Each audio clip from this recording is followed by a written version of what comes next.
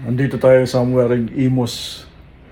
Isa sa mga installer na bumili sa amin ng Lux Power sa Ultrapelec. Nagkaroon ng problema yung system.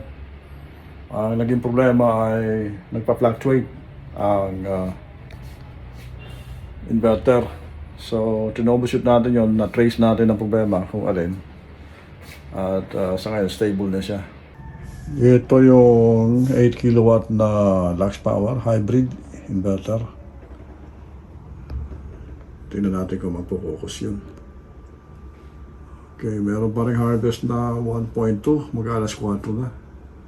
Ang load nila is 2.7 kilowatt.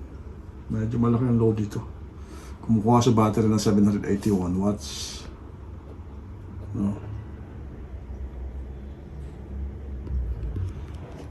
Ito naman ang battery. Kasi ito yung enclosure na mabibili nyo sa amin. Set na yan. Kompleto na. Wawiringan nyo lang. Ang kakabit nyo yan ay grid na lang at saka yung solar panel. Tapos output papunta sa load. Battery. No? Ito yung output ng ating inverter.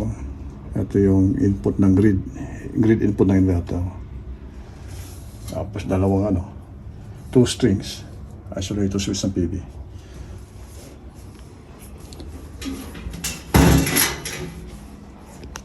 Pag bumili kayo sa amin, tulad na sabi ko, sagot namin ang technical support. Okay. Ang nag-install nito ay sumasakay din, nag-abroad din. So, nasa abroad siya, kausap ko siya kanina. So, mahalaga ang peace of mind.